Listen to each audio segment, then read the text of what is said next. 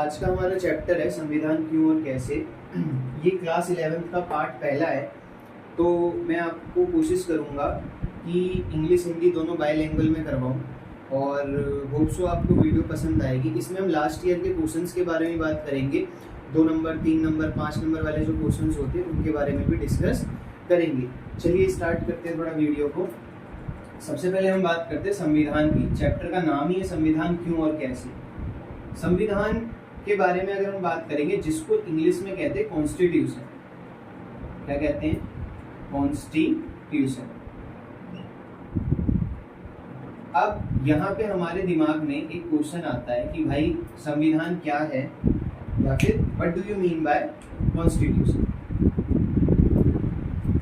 What do you mean by constitution. Time बचाने के लिए मैं छोटा सा लिख देता हूँ। तो ये हमारा क्वेश्चन आता है दिमाग में। सबसे पहले संविधान क्या है जिसके बारे में हम बात करेंगे। संविधान कुछ नहीं है बट एक लिखित दस्तावेज।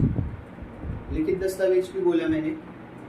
एक बुक है, एक रिटन बुक है जिसमें हमारे सारे रूल्स एंड रेगुलेशंस लिखे हुए हैं, जिसमें ये बताया जाता है कि कोई व्यक्ति, कोई इंसान क्या कर सकता है, और इंसान की जो व्यक्ति है,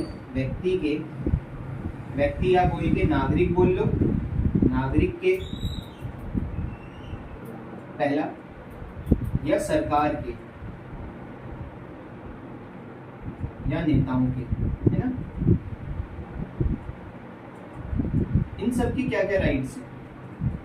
अगर कुल मिला के हम सिंपल वर्ड में बोलें तो ये एक लिखित दस्तावेज है और एक डॉक्यूमेंट है जिसमें क्या होना चाहिए और क्या नहीं होना चाहिए देश के अंदर, सब चीज़ लिखी हुई है। मतलब अगर संविधान में लिखा हुआ है कि ऐसा होना है तो हम उसको फॉलो करेंगे। अगर संविधान में नहीं लिखा हुआ है तो हम उसको फॉलो ही नहीं करेंगे। अगर संविधान में लिखा हुआ है कि व्यक्ति ये करेगा तो उसको ये सजा मिलेगी तो मिलेगी। सरकार 5 साल के लिए चुनी जाएगी तो चुनी जाएगी। 18 वर्ष से अधिक व्यक्ति जो है वो वोट देंगे, 18+ वाले, राइट टू वोट है हमें पता है, तो वो वोट देंगे। तो ये सारी चीज़ हमें क्या बताती है कि इन सब चीज़ों को फॉलो करने के लिए एक बुक होती है, उसके बाहर हम कुछ भी नहीं कर सकते, ठीक है। तो उस बुक के बिहाफ पे ही हम काम करते हैं और वही हमारे दायरे, बाउंड्रीज को फिक्स करती है। बाउंड्री मतलब दायरे, है ना, बाउंड्री बोल लो या फिर दायरे बोल लो, जिससे ज़्यादा हम कुछ नहीं कर सकते। उसको क्या कहते हैं? संविधान। होप सो समझ आया होगा आपको।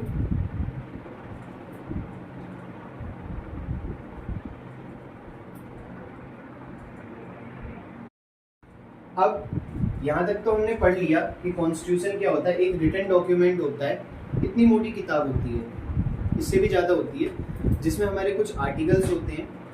कितने आर्टिकल्स होते हैं वो हम आगे डिस्कस करेंगे, बट जिसको हम अनुच्छेद कहते हैं, है ना।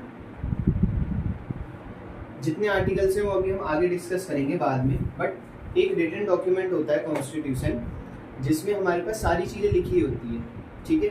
कि जैसे एग्जाम्पल के लिए सुप्रीम कोर्ट के क्या राइट्स हैं और हाई कोर्ट के क्या हैं, प्रेसिडेंट के क्या राइट्स हैं, और सरकार जैसे 5 साल के लिए चुनी जाती है, किसके थ्रू चुनी जाती है। डेमोक्रेसी के अंदर तो आपको पता है by the help of vote. और कोर्ट्स के क्या राइट्स हैं, या आपके जो जज होते हैं उनके क्या राइट्स हैं, पंचायत क्या काम करती है, और MLAs क्या काम करते हैं। कोई इंसान अगर खून करता है तो उसको क्या, मतलब कौन सी सज़ा होनी चाहिए, कितने टाइम की, चोरी करता है, डकैती करता है, फ्रॉड करता है, ये सारी चीज़ कौन बताता है? हमारा कॉन्स्टिट्यूशन बताता है। मतलब कुल मिला के अगर हिंदी में एक वर्ड बोलूँ कि देश में अगर एक पत्ता भी हिल रहा है तो उसके लिए कौन जिम्मेदार है? हमारा संविधान। कि वो अगर रूल्स के अंदर आता है तो उन रूल्स को कौन बताता है? हमारा संविधान बताता है, हमारा कॉन्स्टिट्यूशन बताता है। होप सो आपको समझ आ रहा होगा, मैं अपना 100% दे रहा हूँ वीडियो में। अब हम बात करते हैं, हमारे यहाँ से एक क्वेश्चन आता है कि संविधान क्यों, संविधान क्यों, या फिर संविधान की आवश्यकता क्यों है। हमें संविधान की आवश्यकता क्यों है, ये क्वेश्चन आ गया ना, why do we need constitution. तो इसके बहुत सारे एग्जाम्पल है या बहुत सारे पॉइंट्स हैं। जैसे मैंने आपको बताया कि पहला पॉइंट अगर मैं डिस्कस करता हूँ कि हमें संविधान की आवश्यकता क्यों है, तो पहला पॉइंट ये है, अगर संविधान नहीं होगा ना तो नागरिक को, जो जनता है देश की, जो नॉर्मल कॉमन पीपल्स हैं, उनको पता ही नहीं चलेगा कि हमारे राइट्स क्या हैं, अधिकार क्या हैं। जैसे अधिकार से रिलेटेड अगर मैं बताता हूँ तो हमारे मौलिक अधिकार होते हैं, मौलिक अधिकार होते हैं, जिसको फंडामेंटल राइट्स कहते हैं। कितने होते हैं? 6 मौलिक अधिकार होते हैं, बाद में डिस्कस करेंगे, बट अपना याद रखो ये 6 मौलिक अधिकार जो होते हैं वो हर इंसान के लिए ज़रूरी होते हैं। अब जैसे मैं एक एग्जांपल दूंगा, कोविड का टाइम आया था तो हमारे 6 के 6 मौलिक अधिकार हमसे छीन लिए गए थे। तो वहाँ पे इंसान को एक टाइप की घुटन हो गई थी। जैसे पहला 1-2 मौलिक अधिकार में डिस्कस करना चाहूँगा, समानता का अधिकार, इक्वेलिटी, राइट टू इक्वेलिटी नहीं था। अगर आप बाहर निकल रहे थे तो ये थोड़ी बोल रहे थे कि सबको 4-4 डंडे पड़ेंगे, जितने मिल रहे थे उतने डंडे मारे जा रहे थे, ठीक है ना। राइट टू फ्रीडम, स्वतंत्रता का अधिकार, वो भी नहीं था उस टाइम पे। ये एजुकेशन, राइट टू एजुकेशन वाला, शिक्षा का अधिकार, वो भी नहीं था। धार्मिक स्वतंत्रता का अधिकार, आप मतलब धार्मिक स्थल पे भी नहीं जा पाते थे, मंदिर वगैरह भी नहीं जा पाते थे हम लोग, मतलब जा सकते थे बट फ्रीली नहीं जा सकते थे, जैसे पहले जाते थे उस तरीके से नहीं जा पाते थे।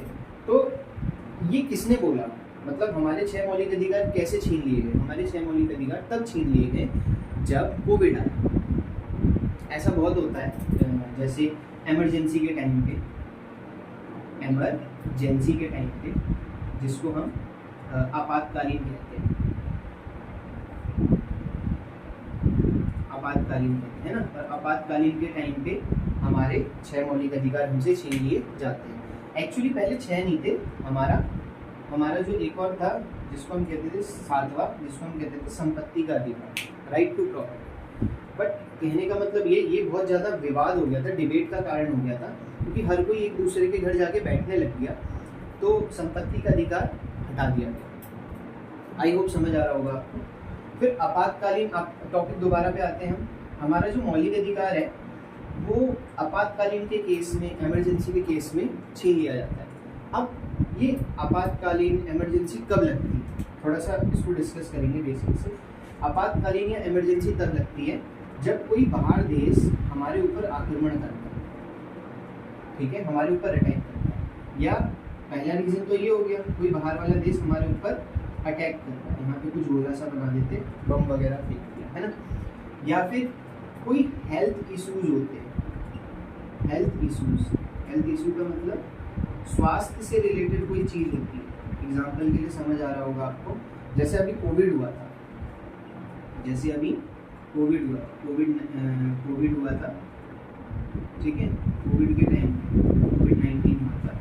तो कोविड के टाइम पे, कोरोना वायरस के टाइम पे हेल्थ इश्यूज हुए थे, मतलब हमारे देश में स्वास्थ्य से रिलेटेड, हेल्थ से रिलेटेड बीमारी आ गई थी, और वो बीमारी हमारे लिए बहुत ज़्यादा दिक्कत वाली थी, जिससे लोगों की मृत्यु हो रही थी, लोग डाई कर रहे थे, या फिर अटैक कर रहे, कोई बाहर से अटैक कर ले, है ना। फिर या फिर गृह युद्ध के बारे में बात करते हैं, जब गृह युद्ध भी हो सकता है। गृह युद्ध के केस में भी हमारे पास आपातकालीन लग सकती है। एक गृह युद्ध क्या होता है, एक नंबर में बताना चाहूँगा मैं आपको थोड़ा सा। गृह युद्ध को, जिसको हम इंग्लिश में सिविल वॉर कहते हैं, ये गृह युद्ध और सिविल वॉर होता क्या है? गृह युद्ध तब होता है जब जैसे अपने ही देश में रहने वाले लोग एक दूसरे के खून के प्यासे हो जाते हैं, जो लोग रहते हैं उनके बिटवीन मिसअंडरस्टैंडिंग होती है और एक दूसरे के खून के प्यासे हो जाते हैं, मतलब एक दूसरे के साथ वॉर करना स्टार्ट कर देते हैं। उसको कहते हैं सिविल वॉर इंग्लिश में, और हिंदी में कहते हैं गृह युद्ध। जैसे एग्जाम्पल के लिए छोटे मोटे किस्से होते हैं घर में भी, मम्मी पापा की लड़ाई हो गई या भाई बहनों की लड़ाई हो गई, वैसे ही हमारा देश है, और हमारे देश में हम सारे भाई बहन हैं, तो लड़ाई होती है।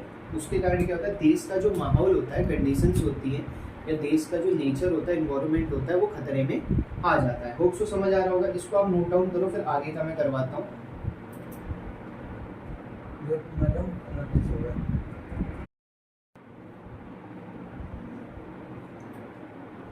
चलिए आते हैं अगले टॉपिक की तरफ। ये तो हमने थोड़ी देर पहले पढ़ा कि मौलिक अधिकार क्या होते हैं, पढ़ा था ना? हाँ या ना तो कीजिए कुछ। मौलिक अधिकार पढ़ा था ना थोड़ी देर पहले। और कितने मौलिक अधिकार होते हैं ये भी पढ़ा हमने। कौन सा मौलिक अधिकार हटा दिया गया, संपत्ति का मौलिक अधिकार, है ना, क्योंकि वो डिबेट या बहस का कारण था। और मौलिक अधिकार को इंग्लिश में क्या कहते हैं, फंडामेंटल राइट्स। ये सब अभी हमने पढ़ा, ठीक है। But without wasting your time, क्योंकि मेरी कोशिश ये होगी कि शॉर्ट वीडियो में आपको ज़्यादा से ज़्यादा कंटेंट प्रोवाइड किया जाए। 2 क्वेश्चन आते हैं अभी तक जहाँ तक हमने पढ़ा है।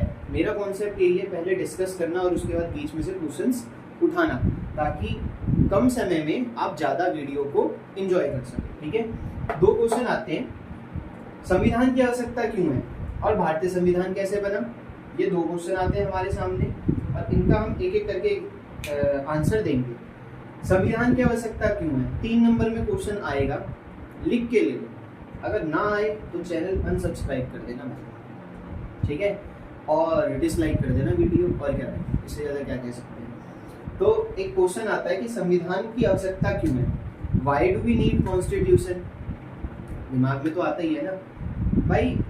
संविधान की आवश्यकता इसलिए है कि तालमेल बिठाने के लिए सरकार है और जनता है, इन दोनों के बीच में तालमेल होगा भाई।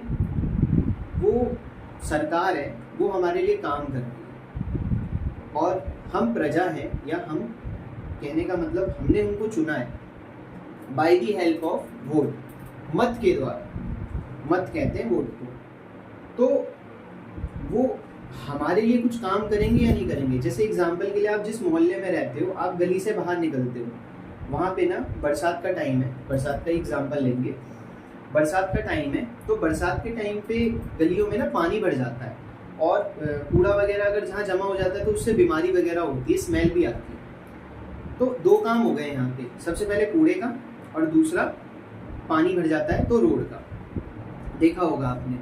तो हर कोई बाहर निकलता है डे टू डे लाइफ में, रोजाना जिंदगी में बाहर निकलता, तो निकलने के बाद क्या बोलता है, अरे रोड खराब है, अरे कूड़ा फैला हुआ है, बदबू आ रही है। बट कोई ये सोचता है कि हमें कुछ करना चाहिए, लोगों के पास इतना टाइम ही नहीं है। तो इस केस में एक व्यक्ति आता है, एक इंसान आता है जो कि विश्वसनीय होता है। विश्वसनीय का मतलब जिस पे हम विश्वास करते हैं, जो हमारे लिए काम करता है। हम ये सोचते हैं कि भाई हम इसको चुनेंगे और बदले में ये क्या करेगा, बदले में ये हमारे लिए कुछ ना कुछ काम करेगा। जैसे सड़क बनाएगा, जैसे हमारे लिए हमारा कूड़ा वगैरह, अगर रास्ते में कूड़ा वगैरह फैला हुआ है तो एमसीडी की गाड़ी वगैरह भेज के हमारे यहाँ पे कूड़ा इकट्ठा करवाएगा और कूड़ा फेंकेगा दूर। तो वो काम सरकार करती है। बट क्यों करती है, क्योंकि हमने उनको चुना है। अगर हम उनको नहीं चुनते, तो हम उन पर विश्वास नहीं रखते, तो क्या वो काम करते? नहीं करते, बिल्कुल नहीं करते।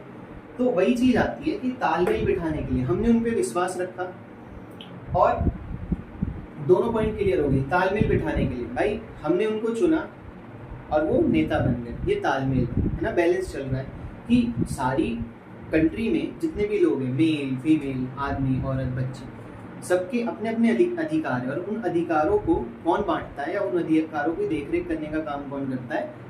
सरकार, ठीक है। तो तालमेल बिठाना, विश्वास पैदा करना, अभी बताया मैंने आपको कि विश्वास पैदा करने के लिए हमने उनको चुना कि वो रोड बनाएंगे और कूड़ा वगैरह साफ करवाएंगे, और भी बेसिक नीड्स जो होती है जैसे हेल्थ का, स्वास्थ्य का, है ना, हॉस्पिटल वगैरह देखा होगा आपने, करती है सरकार वैसे तो।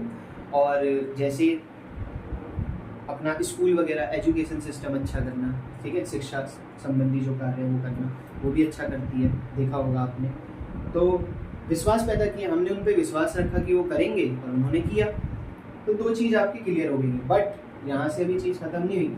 जब भी आपका 3 नंबर का क्वेश्चन आएगा, आपको याद रखना, ये ट्रिक बता रहा हूँ मैं। 3 नंबर का क्वेश्चन आएगा, आपको 4 पॉइंट बनाने दिमाग में, 1 पॉइंट हमेशा एक्स्ट्रा। पता है क्यों?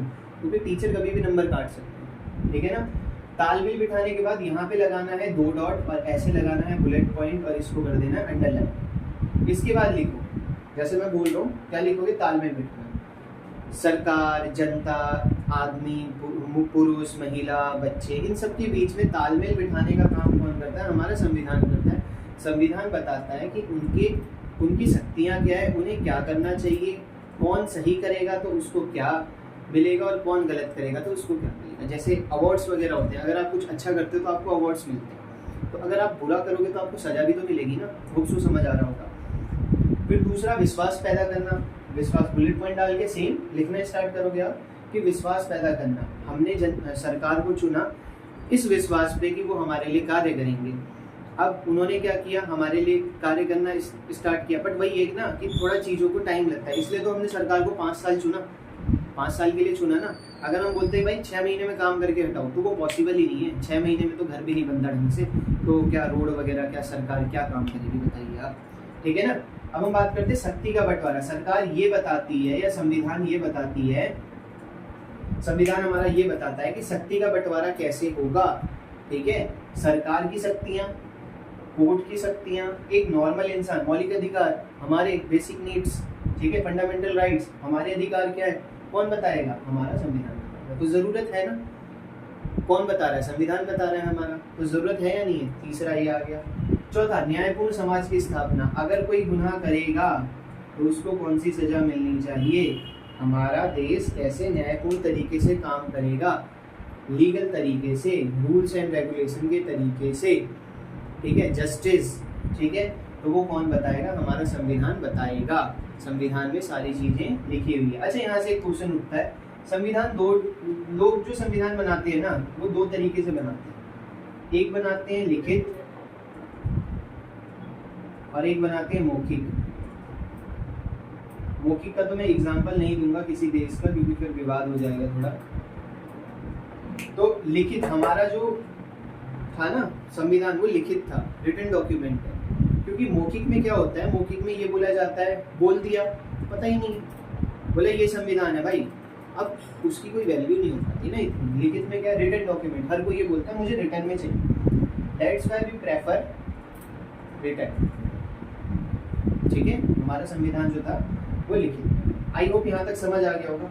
एक क्वेश्चन और प्यारा सा उठता है, भारतीय संविधान कैसे बना। भाई देखो, भारतीय संविधान के कुछ सदस्य स्थायी और अस्थायी सदस्य चुने गए, जिसमें हमारे अलग अलग चीज़ों को बांट दिया गया। जिसमें डॉक्टर राजेंद्र प्रसाद भी थे, हमारे पहले राष्ट्रपति थे, वो आपको पता होगा, और हमारे पंडित जवाहरलाल नेहरू भी थे, और इनके अलग अलग लोग थे, अलग अलग इनको डिपार्टमेंट दे दिया गया, ठीक है। दूसरी चीज, 1 नंबर का क्वेश्चन आता है कि जो हमारी प्रारूप समिति थी, प्रारूप समिति,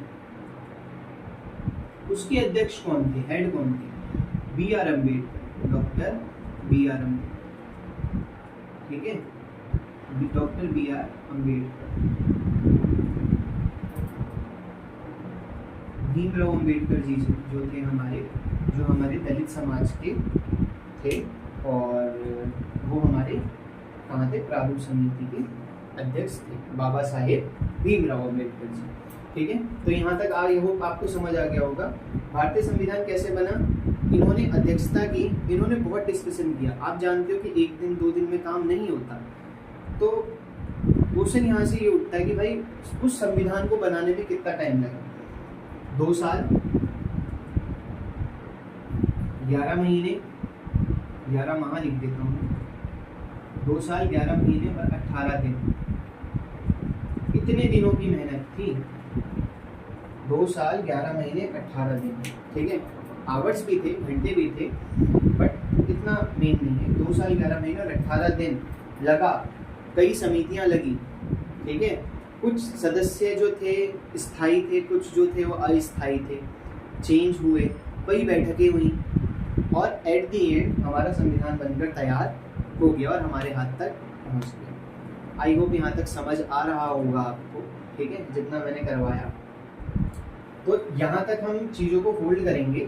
इसके आगे के क्वेश्चंस या आगे की चीज़ें जो हैं वो हम आगे डिस्कस करेंगे। बट जाने से पहले मैं आपको ये चीज़ बताऊंगा कि आगे हम क्या करेंगे, कि हमारा संविधान कहाँ से लिया गया है, संविधान की कुछ अच्छाइयाँ, कुछ संविधान की बुराइयाँ, ये सारी चीज़ें भी हम अगली वीडियो में डिस्कस करेंगे। होप सो आपको समझ आ गया होगा।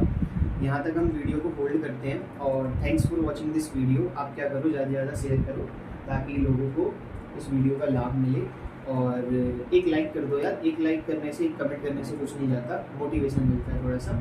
और thanks for watching this video, आप नोट कर लो इसको।